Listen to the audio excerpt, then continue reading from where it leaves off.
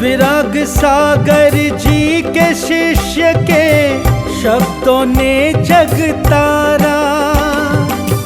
ऐसे विशल्य सागर गुरु को शत शत नमन हमारा, शत शत नमन हमारा। विशल्य सागर जी तुम सा ना जग में कोई सहारा।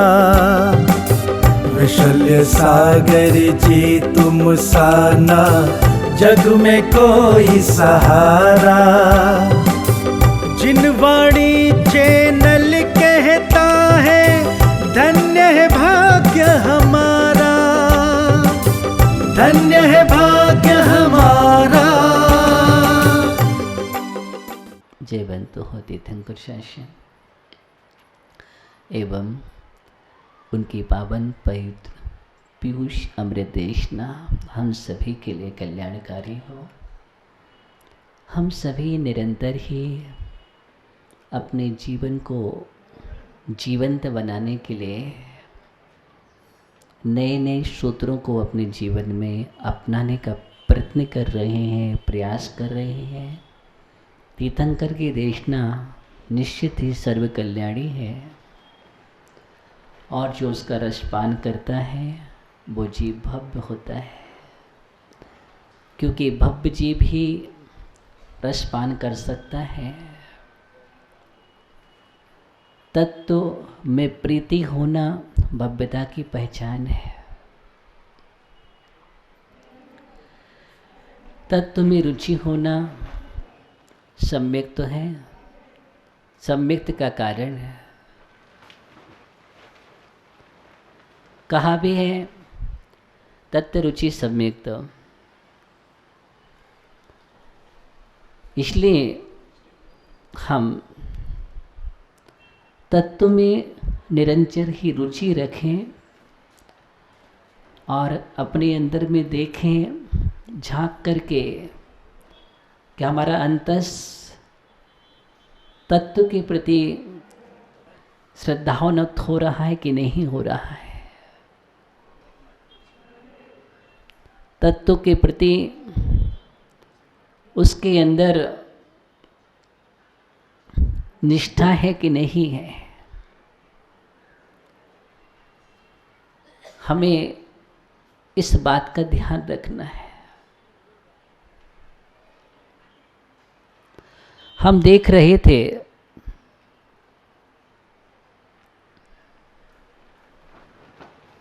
कि जीवन में हम जिनको शाश्वत समझ रहे हैं वो शाश्वत नहीं है, क्षणभंगुर है। जीवन की कलियां कब मुरझा जाए पता नहीं। पत्ता हरा है कब पीला पड़ जाए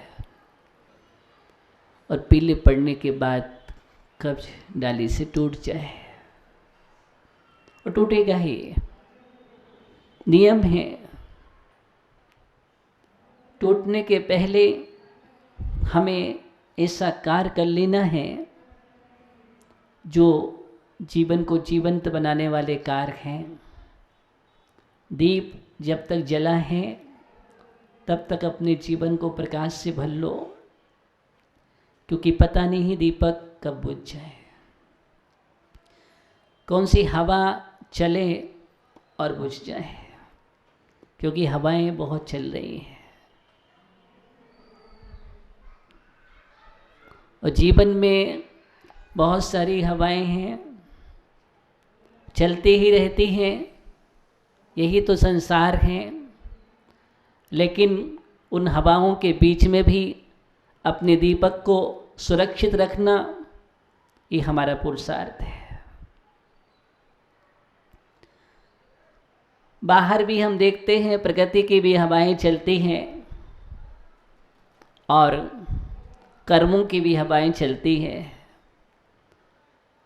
व्यक्तियों के मुख से भी हवाएं चलती हैं, सोच की भी हवा होती है, विचारों की भी हवा होती है।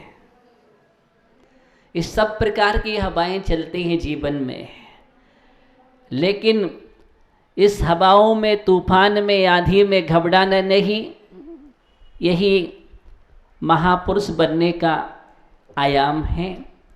और ऐसा जीव जो आंधी तूफान में भी अपने को संभाल करके रखता है और संभल करके चलता है, और चलते चलते एक दिन भगवान बन जाता है, क्योंकि वो तूफानों से घबराया नहीं है। इसलिए मुझे घबराना नहीं है, लेकिन ऐसा कार्य कर लेना है कि जीवन में फिर कभी भी आंधियाँ नहीं चलेंगी, कभी भी तूफान नहीं चलेंगे, और चलेंगे भी तो प्रलय काल का तूफान भी हिला नहीं सकता है, क्योंकि अचल हो जाएंगे। अभी हम चल हैं, और चल हैं इसलिए तो चला चली का मेला है। हम चलते आ रहे हैं, चल रहे हैं, और कब तक चलोगे? आप थके नहीं हो? व्यक्ति थक जाता है तो शांति से बैठ जाता है, शांतिलाल जी, लेकिन थका ही नहीं है अभी तक, ही तो चल रहा है। अभी भी शांति नहीं है, क्योंकि जब तक तुम चलते रहोगे तब तक शांति मिलने वाली नहीं है। अचल होना पड़ेगा,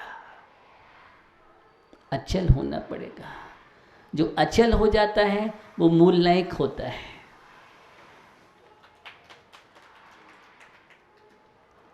इसलिए भगवान की प्रतिमा जो अचल होती है मूल नायक बनाई जाती है। अचल मूल नायक प्रतिमा अचल होती है। और आप भी जब अचल हो जाओगे तो पांचों परमेष्टि में मूल नायक हो जाओगे।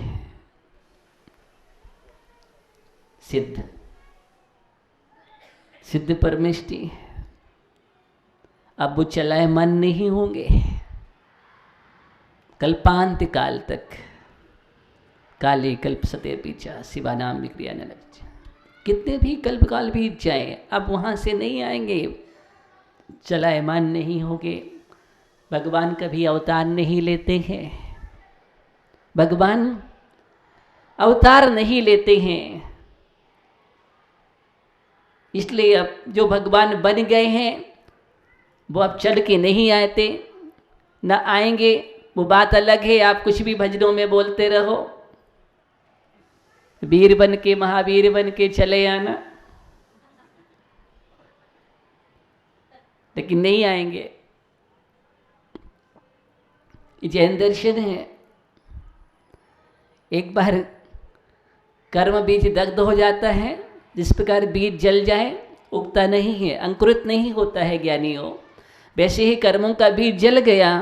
अब संसार उत्पन्न नहीं होगा, पुनः संसार में नहीं आएंगे, रूप नहीं बदलेंगे, क्योंकि अब तो वो सदा के लिए स्वरूप में विराजमान हो गए हैं। और जो सदा के लिए स्वरूप में विराजमान हो जाते हैं अब उनके लिए रूप की कोई आवश्यकता नहीं है, क्योंकि रूप तो पौद्गलिक होता है और समस्त पुद्गलों से वो दूर हो गए हैं। इसलिए कोई भी रूप धारण करके नहीं आएंगे। अब तो आपको ही पहुंचना पड़ेगा। किसको?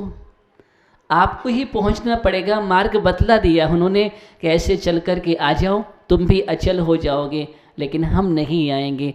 अब हमें मत बुलाओ। हाँ, आस्था रूपी परमात्मा विराजमान हो जाता है, वो आस्था का परमात्मा है, लेकिन कोई भी रूप धारण करके नहीं। अवतारवाद नहीं है जैन दर्शन, उत्तारवाद है। इसलिए यहाँ पर उत्तारवाद का क्रम है।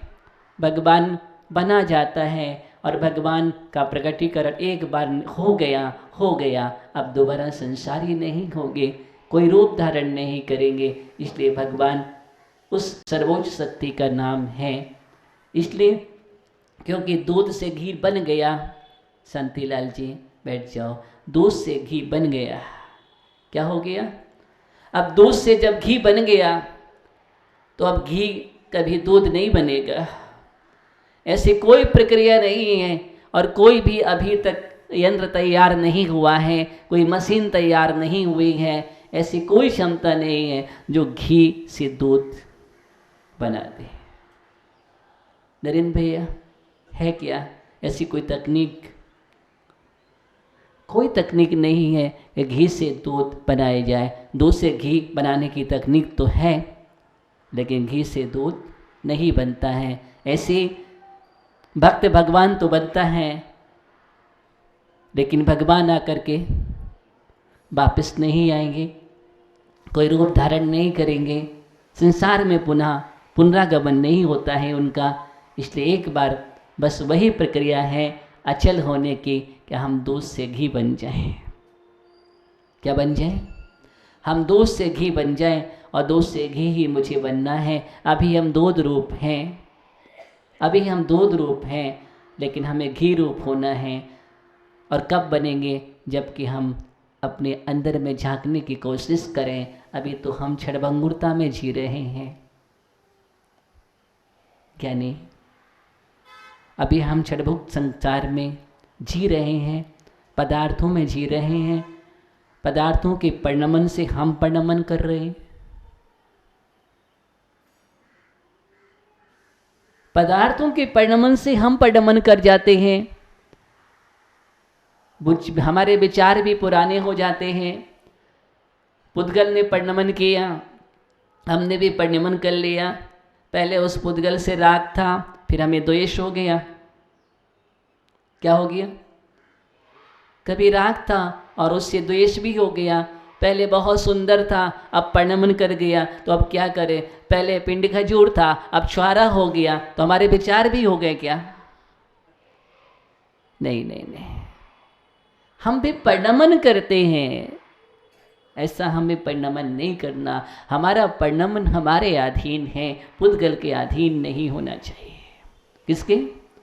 पुद्गल के अधीन नहीं होना चाहिए। पुद्गल तो स्वभाव है, पूर्ण गलन स्वभाव है, लेकिन आत्मा का स्वभाव थोड़ी पूर्ण गलन है। अगर ये ज्ञान हमारे जीवन में आ जाए तो स्वरूप बोध का जो अज्ञान था वो अज्ञान हमारे जीवन से हट जाए, और ऐसा ज्ञान आने के बाद ही वास्तव में देखा जाए वही सम्यक दृष्टि जीव अंतरात्मा बनकर के परमात्मा बनता है। अंतरा स्वरूप बोध का अज्ञान रहता है जब तक, तब तक वो बहिरात्मा रहता है। क्या रहता है? बहिरात्मा रहता है। यही तो है उसके परिणमन से अपना परिणमन, शरीर के विनाश से अपना विनाश, यही तो जीवन में चल रहा है। ये बहिरात्मा की दशा है। किसकी दशा है? इसलिए वो संयोग वियोग में जीता है। बहिरात्मा संयोग और वियोग में जीता है, और अंतरात्मा योग और उपयोग में जीता है। किसमें? योग और उपयोग में जीता है। उसका नाम अंतरात्मा है। हमें, और जो योग का उपयोग करके उपयोगी बन जाता है, उसका नाम परमात्मा है। हम अपने जीवन को कैसे उपयोगी बनाएं ज्ञानी? अपने आप में बैठ करके। हम जब बैठ जाएंगे, कहाँ? ये चलना फिरना बंद हो जाएगा। जब चलना फिरना बंद हो गया तो बैठ जाएंगे। और जब तक चल रहे हैं, कहाँ से चले हो? कहाँ जा रहे हो? नहीं कुछ ठिकाना, चले जा रहे हो। हाँ, कहाँ से चले, कहाँ जा रहे हो? नहीं कुछ ठिकाना, चले जा रहे हो। हम चलते ही जा रहे हैं, कोई लक्ष्य ही नहीं है। हम निगोद से चले। कहाँ से चले? काले अनंत निगोद मझारे। अनंत काल कहाँ व्यतीत किया है? निगोद में। वहाँ से हम चले हैं, और चल करके इतना तो हमने तय कर लिया है। कितना? ललित भैया, चल करके आप कितना आ गए? कितनी दूरी तय कर ली है आपने?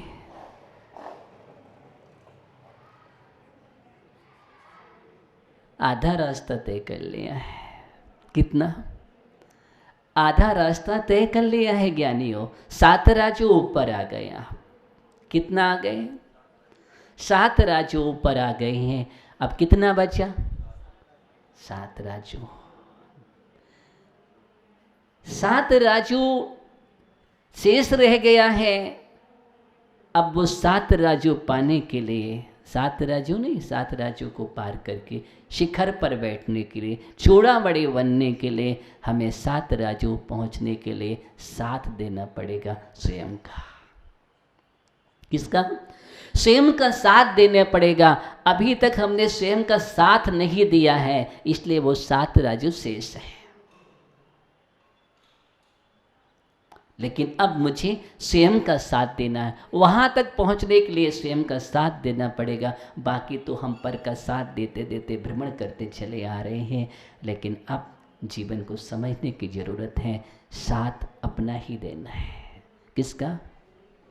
बहुत दिया हमने संसारियों का साथ, बहुत दिया हमने पड़ोसियों का, कुटुंबियों का, परिवार का, पदार्थों का।